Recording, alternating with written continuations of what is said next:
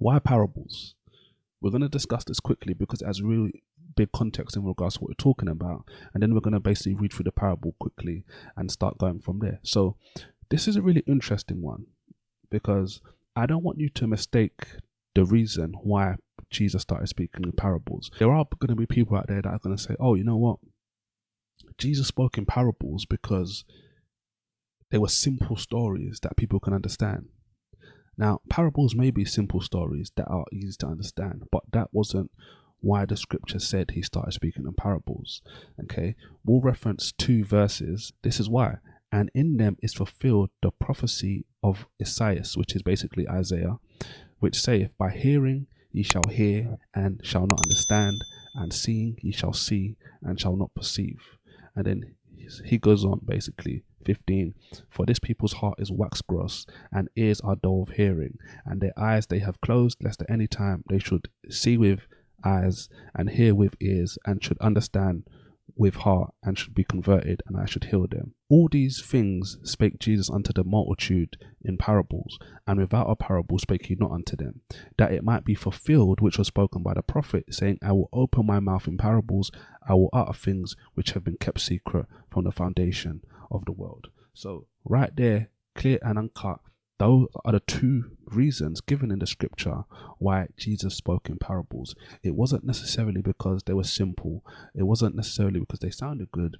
The first text we read from verse 14 of Matthew 13 was a quotation from Isaiah chapter 6, and that was what we covered in the first show. We basically talked about that for a little while, and we were basically talking about how Jesus switched his narrative, his ministry, his doctrine at a certain point. Okay, and it was after they had basically, the Pharisees, the legal authorities, had basically called him out and said, you know what, you're doing this. You're not doing this by God's power. You're doing this by the power of the devil.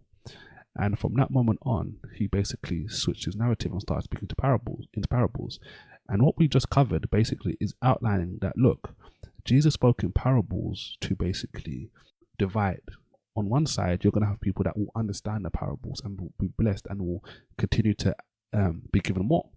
But on the other side, he was doing it to literally blind people. So on the other side, these are people that would be blinded by what he was saying and would actually understand less and less and less.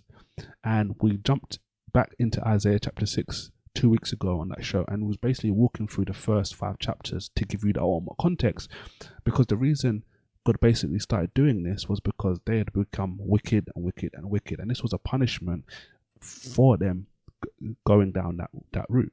In the same way, Jesus was teaching that everyone basically freely and openly for a certain amount of time, but these people continued to get wicked and wicked and wicked and continued to reject him, when the climax was basically them calling him powered by the devil. And at that point, he basically changed his message, went into parables. Now, the second reference we quoted was from Psalm 78, and we touched on this in last week's show, the parable of the wheat and the tares, because it was interesting, because in that psalm, okay, is something really powerful, similar to Isaiah chapter 6, but from this regard. What basically happens in Psalm 78, and I encouraged everyone that watched last week's show to read the whole psalm as well, it was a plea to not make the same mistakes that their father made, but to make the right choices and to be able to teach their children, which would then be able to teach their children and go on to generations and generations. Teach your children all the good things that God actually did.